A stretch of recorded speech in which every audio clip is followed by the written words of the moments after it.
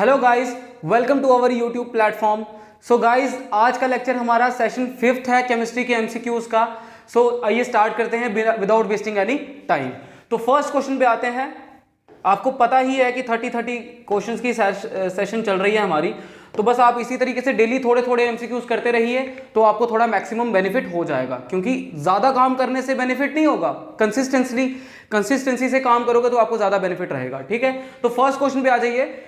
I'll read it. Which of the following is colorless?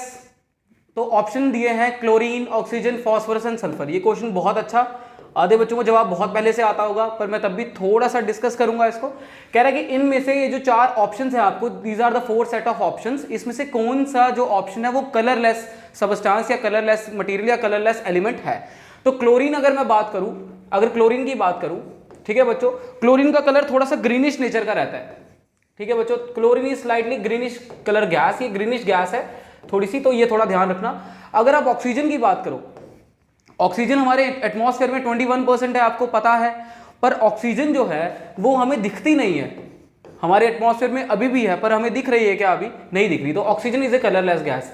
तो इस question का answer oxygen तो बनना चाहिए, पर बाकी 2 ऑप्शंस भी थोड़ा डिस्कस करेंगे। फॉस्फोरस का सिंबल है P, एटॉमिक नंबर 15, क्लोरीन का 17, ऑक्सीजन का 8। ठीक है, थोड़ा सा याद रखना।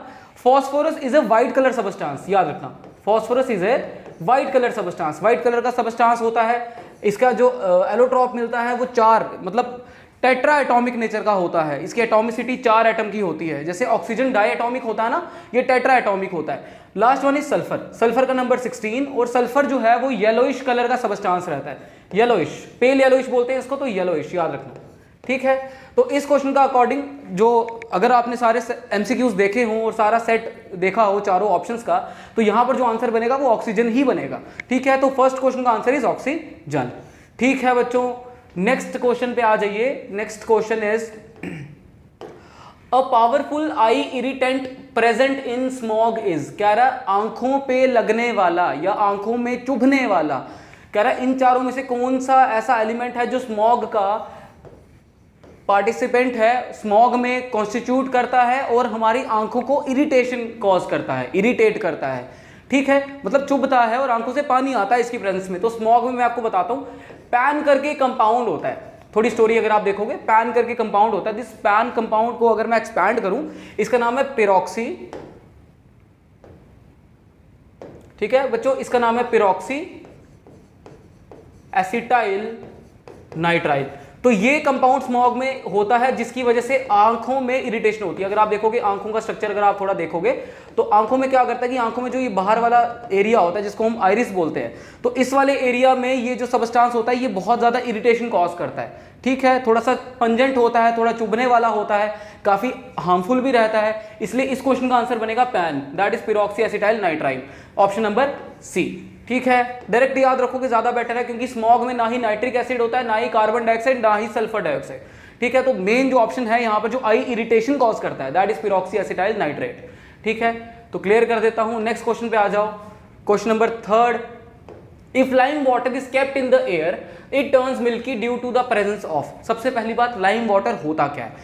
क्विक लाइम करके एक सबस्टांस होता है जिसका फॉर्मूला होता है, सबस्टांस का नाम है क्विक लाइम, इसका फॉर्मूला होता है CaO। कह रहा है जब ये वाटर के साथ रिएक्ट करता है ना, जब ये वाटर के साथ रिएक्ट करता है, मतलब जब ये पानी के साथ रिएक्ट करेगा तब ये बनाएगा कैल्शियम हाइड्रोक्साइड CaOH2।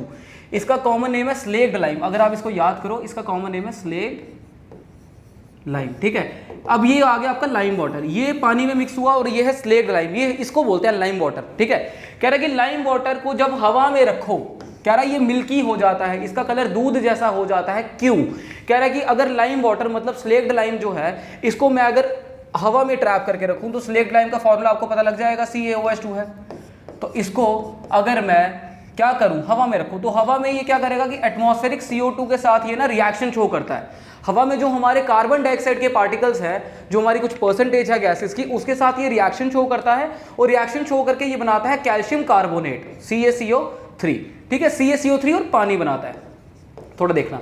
और जब पानी में ये CO3 ना, ये थोड़ा सा सॉल्युबल नेचर का होता है, ये घुलता है। तो जब ये CaCO3 जिसको कैल्शियम कार्बोनेट बोलते हैं, जब ये पानी में घुलता है तो ये पानी में थोड़ा सा मिल्की टेक्सचर दे देता है, मिल्की कलर दे देता है। तो इस क्वेश्चन का आंसर जो है वो बनेगा कार्बन डाइऑक्साइड, क्योंकि कार्बन डाइऑक्साइड से रिएक्शन करके हुआ ना, अगर आप देखोगे तो कार्बन डाइऑक्साइड से रिएक्शन करी ना मैंने यहाँ पे, तब जाके ये सब्सटेंस बना जो पानी में थोड़ा सा मिल्की कलर दे रहा है, मिल्की टेक्सचर दे रहा है। तो इस क्वेश्चन का आंसर बनेगा ए कार्बन डाइऑक्साइड।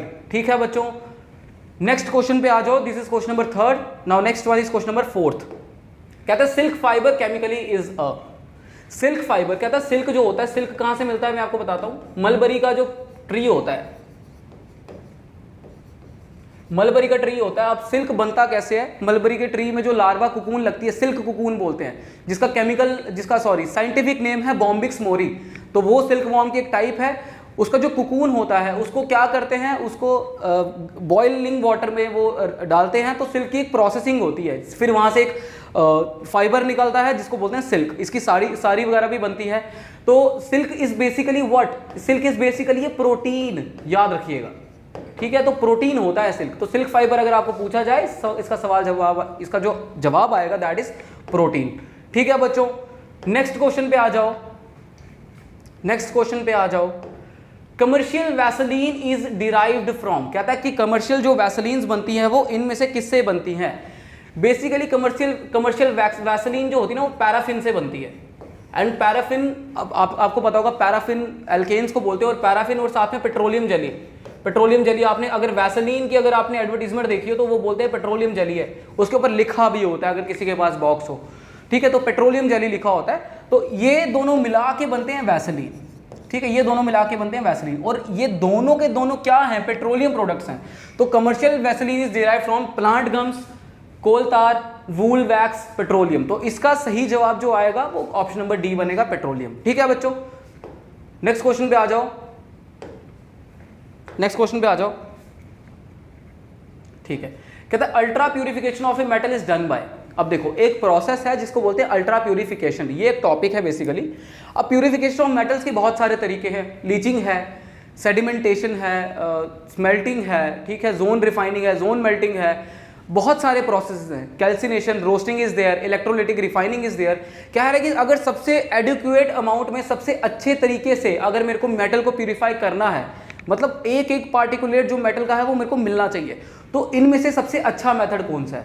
तो इनमें से मैं आपको बताता हूं, अल्ट्रा प्यूरिफिकेशन के लिए जो मेथड, अल्ट्रा प्यूरिफिकेशन मतलब बहुत अच्छे से अगर प्यूरिफाई करना हो किसी चीज को, और अगर मेटल्स के अल्ट्रा प्यूरिफिकेशन के लिए कोई मेथड सबसे अच्छा जाना जाता है, that method is zone melting.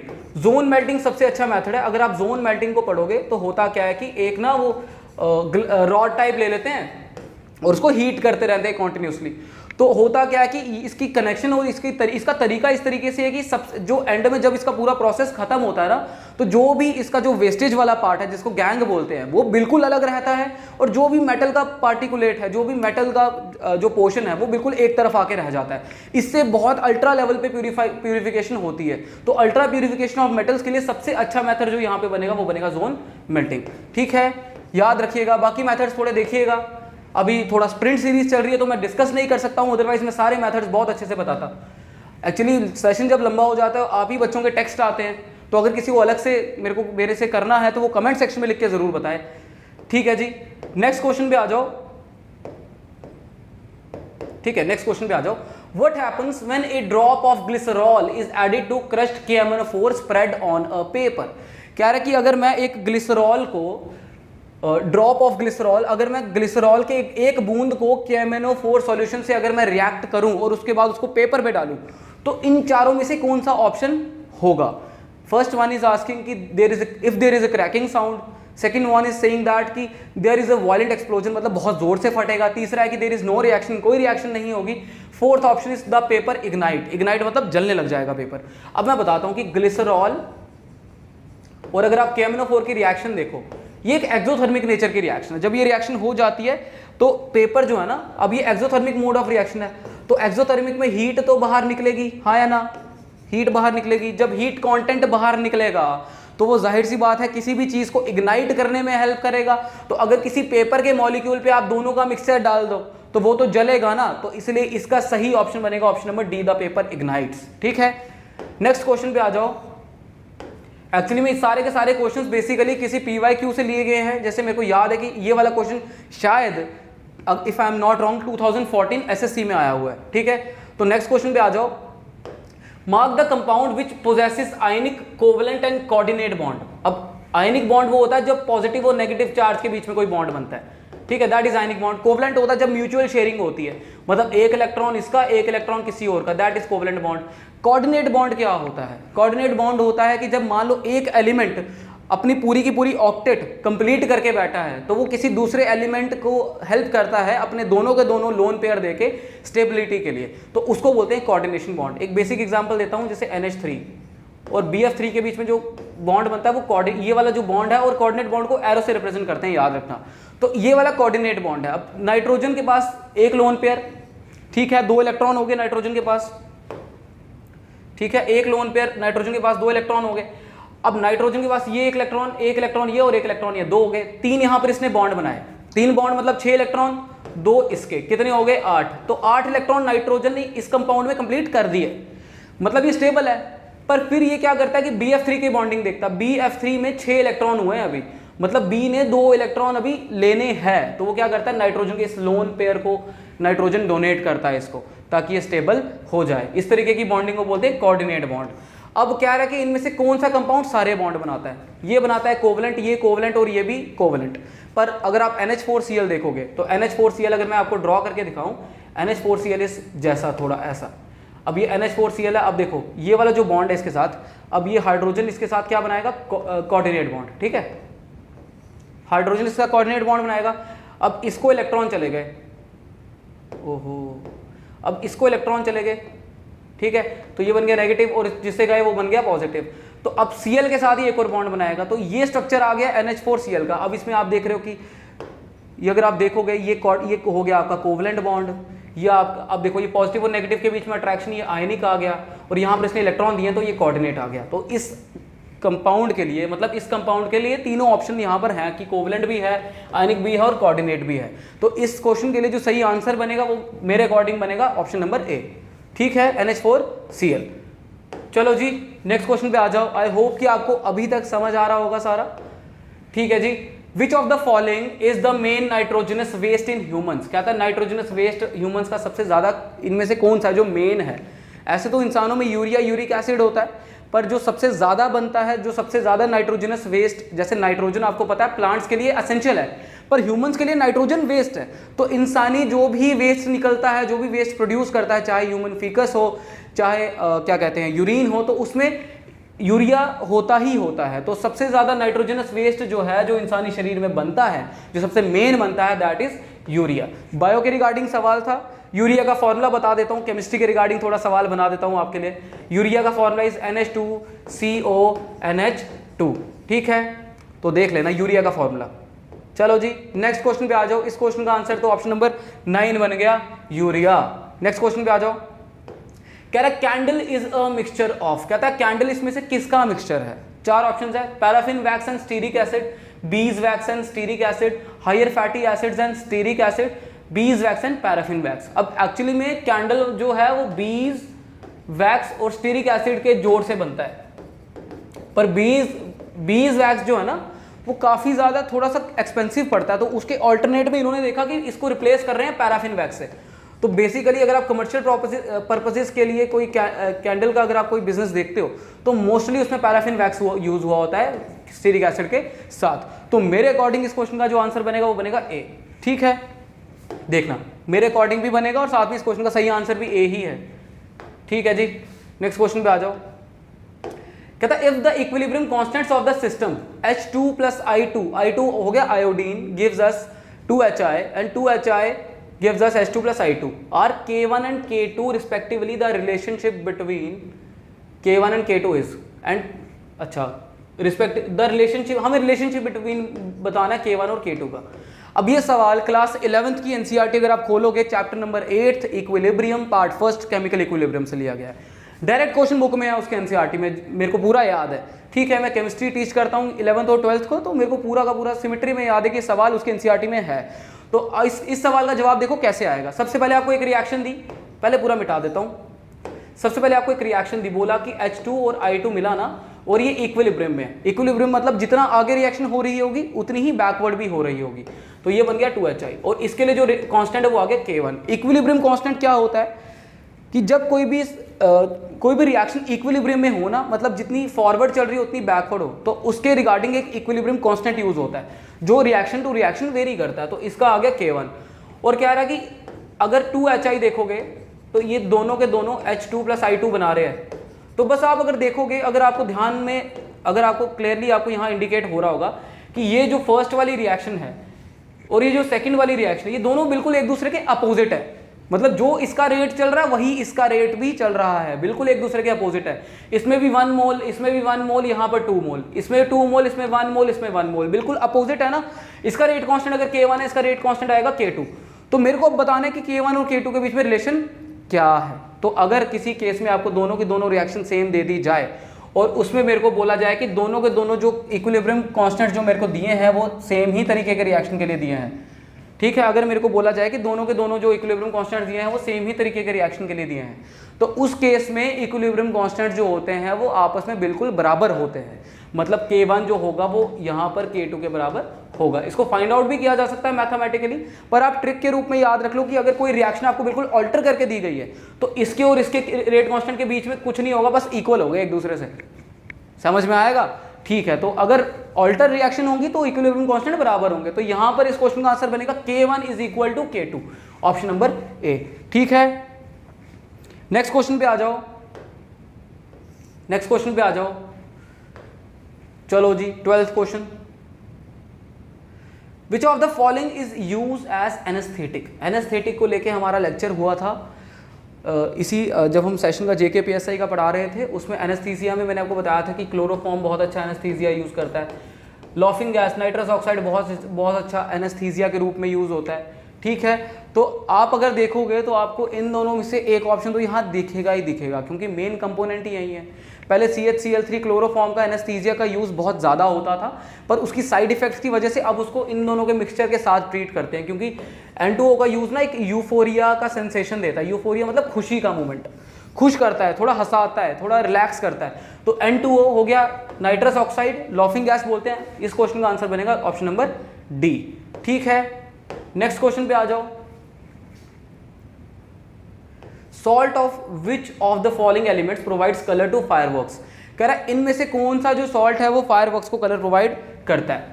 मैं आपको बता देता हूं कि जो स्ट्रोंशियम, जैसे यहां पर फास्फोरस दिया है, फास्फोरस कभी भी फायरवर्क्स में यूज नहीं होता, ठीक है। स्ट्रोंशियम का यूजेज सुना है मैंने।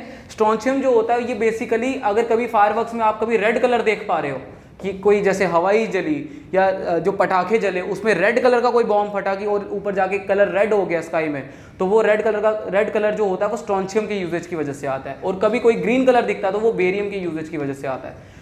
तो इस क्वेश्चन का आंसर, क्योंकि कलर को लेके पूछा है तो स्पेसिफिक कलर तो दिया नहीं, सिर्फ कलर की बात की है, तो ये तो बी और सी दोनों कलर देते हैं। तो इस क्वेश्चन का आंसर बनेगा option number D. Option number D answer है इस क्वेश्चन का, थोड़ा ध्यान से, ठीक है। नेक्स्ट क्वेश्चन पे आ जाओ। मिल्क शुगर इज, कहता है मिल्क शुगर करके एक टर्म है, कह रहा है इनमें से किस को हम मिल्क शुगर बोलते हैं। अब मिल्क को लेके लैक्टेशन वर्ड, लैक्टो वर्ड आता है, तो ऑप्शन नंबर ए, बिना टाइम वेस्ट किए लैक्टोस मार्क कर दो, ठीक है। मिल्क शुगर इज लैक्टोस, बाकी पढ़ने की जरूरत नहीं। फ्रूट शुगर इज फ्रुक्टोस, ठीक है। तो ऐसे याद रख लेना थोड़ा बहुत। Select the one which is not a mixture. अब देखो पुत्र, मिक्सचर क्या होता है? मिक्सचर होता है जब दो या दो से ज्यादा सबस्टांस आपस में मिक्स होकर कोई चीज न्यूली फॉर्म कर लेते हैं, ठीक है। अब एयर जो है, air is a mixture of gases, है ना। इसमें क्या होता है? इसमें N2 होता है, इसमें O2 होता है ना, बहुत सारी गैसेस होती है। Gasoline is also a mixture. LPG liquefied petroleum gas, बहुत तरीके की गैसेस होती हैं इसमें। Distilled water is the pure form of water, इसमें सेम ही तरीके के पार्टिकल्स होंगे, पूरे के पूरे वाटर। तो यहां पर जो अगर मिक्सचर नहीं पूछा गया है तो option number D, distilled water is the right answer, ठीक है गाइस। 15th क्वेश्चन का आंसर डी बनेगा, डिस्टिल्ड वाटर, क्योंकि प्योर फॉर्म है, कोई चीज मिक्स नहीं हुई, तो डिस्टिल्ड वाटर आंसर है इसका। The apparatus used to test acidity of aqueous solution, indicator बोलते हैं इसको, pH स्केल यूज होता है इसके लिए। अब एसिडिटी को टेस्ट करने के लिए यहां पर जो मीटर यूज होगा that is pH meter, M meter, hygrometer और एसिडिमीटर। पीएच मीटर यूज होता है, एम मीटर तो करंट नापने के काम आता है, ठीक है। तो यहाँ पर पीएच मीटर यूज होता है। पीएच मीटर यूज कैसे होता है थोड़ा मैं बता देता हूँ। एक्चुअली में क्या होता है कि पीएच मीटर का ना एक इलेक्ट्रोड वाला हिस्सा होता है। जिस भी सॉल्यूशन का मैंने पीएच नापना है या एसिडिटी चेक करनी है तो उसमें मैं उसका इलेक्ट्रोड वाला पार्ट एंटर करवा दूंगा, और जैसे ही इलेक्ट्रोड वाला पार्ट एंटर होगा वो ये बता देगा कि number of H positive ion या OH नेगेटिव आयन कितने बने। तो जैसे ये बताएगा उस हिसाब से पीएच एसिड बेस का हमें पता चल जाएगा। हमें पता चल जाएगा कि एसिड है कि बेस है कि न्यूट्रल है। तो pH meter is the right answer for this question. ठीक है बच्चों, नेक्स्ट क्वेश्चन पे आ जाओ। Aerosol is basically nothing but suspended solid particles. Aerosol की अगर आप डेफिनेशन देखोगे, aerosol is suspended solid particles. हवा में जब सॉलिड के पार्टिकल्स बिखरते हैं, जैसे डस्ट पार्टिकल्स इन एयर या पोलन ग्रेन्स इन एयर, या अगर आप कोई चीज़ जला रहे हो तो बर्निंग के बाद एक्सट्रैक्शन एशिस की जो धूल होती है, जो एशिस होती है, जब वो पार्टिकुलेट बन के नेचर में जाता है, वो भी एरोसॉल है। तो यहाँ पर एरोसॉल की डेफिनेशन जो है वो basic, that is suspended solid particles in air. Option number A. Pollutant gases present in air, no. Microbes present in air, no. Greenhouse gas, no. Option number A is the right answer. ठीक है, next question पे आ जाओ बच्चों। Which of the following chemical is responsible for depletion of ozone layer? कह रहा कि इसमें से कौन सा केमिकल ओजोन लेयर की डिप्लीशन के लिए इंपॉर्टेंट है, मतलब डिप्लीशन कॉज करता है। बहुत सारी गैसेज है, जैसे CFC, कार्बन मोनोऑक्साइड, हाइड्रोफ्लोरोकार्बन, बहुत सारी गैसेज है, ठीक है। अब सबसे असेंशियल जो है जो डिप्लीशन करता है that is CFC, chlorofluorocarbon. CO is carbon monoxide and HFC is hydrofluorocarbon. तो ये तीनों के तीनों जो है ये क्या करते हैं, ओजोन डिप्लीशन में अपना पार्टिसिपेट करते हैं। तो अब इनमें से अगर आप देखोगे तो क्लोरोफ्लोरोकार्बन का आपको ऑप्शन नंबर ए दिख रहा होगा, तो option number A is the right answer. ठीक है बच्चों, नेक्स्ट क्वेश्चन पे आ जाओ। नेक्स्ट क्वेश्चन देखेंगे थोड़ा। A metal is exposed to atmosphere for some time, it becomes coated with green carbonate, metal must be। अच्छा, अब देखो ग्रीन कार्बोनेट बना ना, ग्रीन, अब देखो कलर के अकॉर्डिंग जाओगे अगर आप, अगर सिल्वर को, अब देखो अगर एक्सपोज टू एटमॉस्फेयर तो कोरोजन की बात हो रही है। सिल्वर को अगर कभी भी कोरोजन होती है तो सिल्वर सिर्फ सल्फर डाइऑक्साइड के साथ रिएक्शन करता है, ये बनाता है AgS, ठीक है, AgS, ठीक है। It is black in colour. Silver की ऑर्नामेंट्स पहनी है तो उसके ऊपर ब्लैक कलर की लेयर जमती है, तो वो सिल्वर है। अगर कॉपर को कभी जंग लगता है तो कॉपर जो है वो एटमॉस्फेरिक CO2 से रिएक्शन करता है और ये बनाता है CuOH2, CO2 के साथ पानी से भी रिएक्शन करता है, ठीक है, और साथ में CuCO3। अब इन दोनों का जो मिक्सचर है कॉपर हाइड्रोक्साइड और कॉपर कार्बोनेट का, ये ग्रीन कलर का होता है।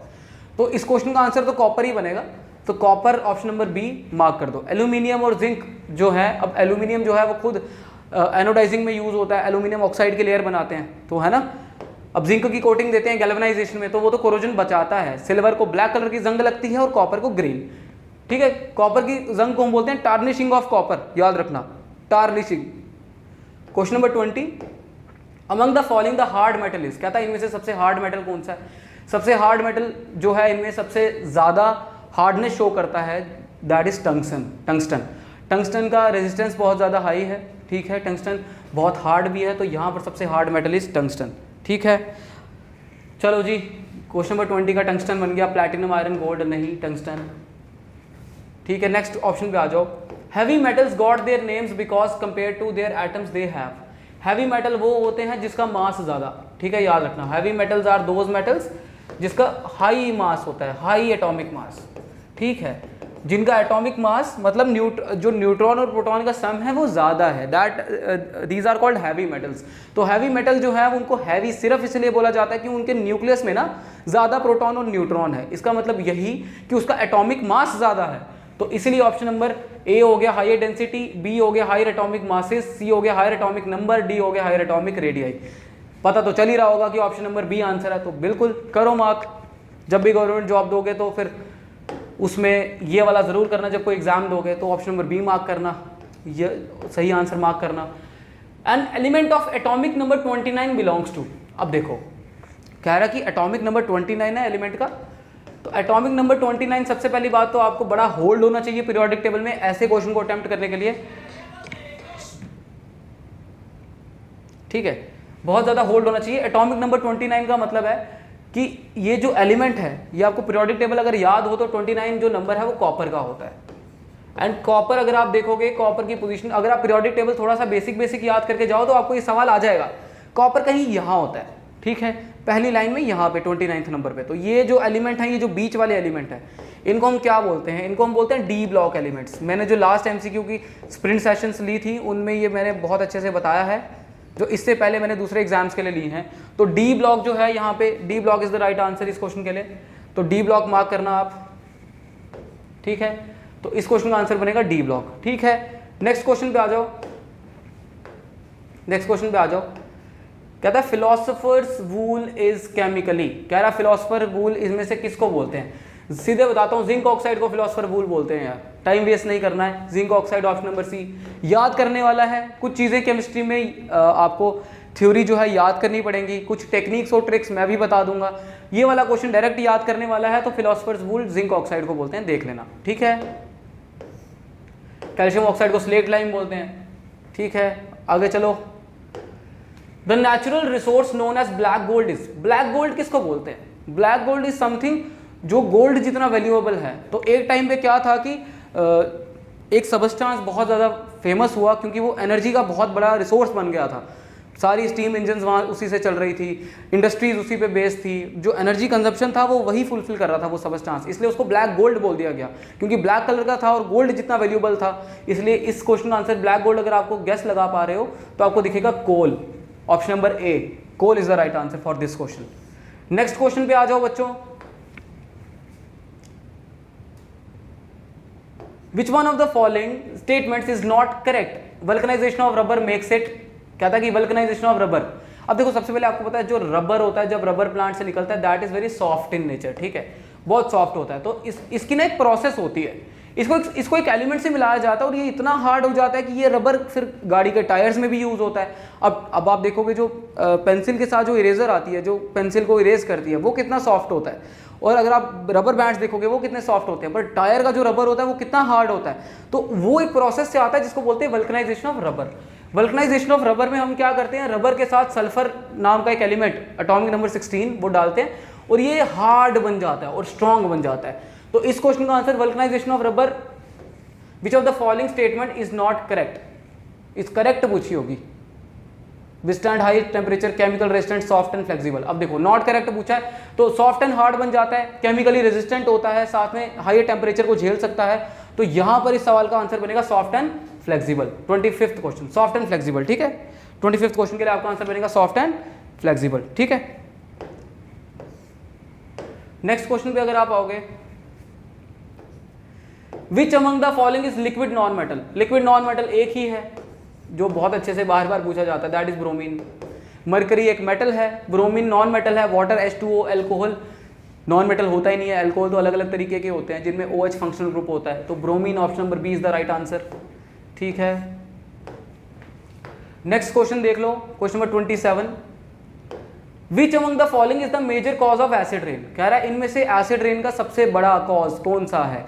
एसिड रेन बेसिकली जब SO2 गैस या NO2 गैस नेचर में निकलती है तो वो ऊपर जाके एसिड फॉर्म कर देती है। SO2 गैस फॉर्म करती है सल्फ्यूरिक एसिड और NO2 गैस फॉर्म करती है नाइट्रिक एसिड। तो यहाँ पर सल्फर डाइऑक्साइड होना चाहिए आंसर या नाइट्रोजन डाइऑक्साइड होना चाहिए। सल्फर डाइऑक्साइड ऑप्शन दिख नहीं रहा तो nitrogen dioxide option number C सही जवाब बनेगा इस सवाल का, ठीक है। नेक्स्ट क्वेश्चन पे आ जाओ। नेक्स्ट क्वेश्चन देखते हैं, एनायंस आर फॉर्म्ड बाय। कहता है एनायंस कैसे बनेंगे। अब देखो पॉजिटिव चार्ज, नेगेटिव चार्ज, इसके बारे में कॉन्सेप्ट समझा होगा आपने। अब एक एटम ना शुरू से न्यूट्रल होता है, मतलब जितना उसमें पॉजिटिव होगा उतना उसमें नेगेटिव होगा, ठीक है। अब बाहर से जो इलेक्ट्रॉन है वो मूवमेंट कर सकते हैं, थोड़ा ध्यान से समझना। बाहर से जो इलेक्ट्रॉन है वो मूव कर सकता है। अब अगर इलेक्ट्रॉन मूव करा, इलेक्ट्रॉन्स आर नेगेटिवली चार्ज, है ना। अब ये जो पॉजिटिव वाले चार्ज होते हैं इसको सबसे पहले याद रखो, इसको बोलते हैं कैटायन, और जो नेगेटिव वाले चार्ज होते हैं इसको बोलते हैं एनायन। तो अगर मेरे को नेगेटिव चार्ज बनाना है तो मेरे को नेगेटिव का चार्ज और ज्यादा लाना पड़ेगा, तो इलेक्ट्रॉन आएगा तो नेगेटिव चार्ज बड़ा हो जाएगा, है ना, ये ग्रेटर हो जाएगा, पॉजिटिव से ज्यादा हो जाएगा इसका नंबर। तो अगर एनायंस की बात की हो तो ये इलेक्ट्रॉन्स के गेन से बनते हैं, तो option number B is the right answer, ठीक है। नेक्स्ट क्वेश्चन पे आ जाओ। Next question is, in the following reaction fill in the blank, acid plus base gives us dash and water. ये तो बड़ा आसान सा सवाल है। Acid plus base gives us salt and water. जी सॉल्ट एंड वाटर लिखूं क्या, acid plus base gives us salt and water, ठीक है, एक बेसिक रिएक्शन देके एग्जांपल देके समझा देता हूँ। सॉल्ट आंसर है, कर लो, एक रिएक्शन भी दे रहा हूँ। अगर एसिड ले लिया मैंने HCl और बेस ले लिया मैंने NaOH, तो ये जब रिएक्शन आपस में शो करेगा इट बिकम्स, अब इसका पॉजिटिव चार्ज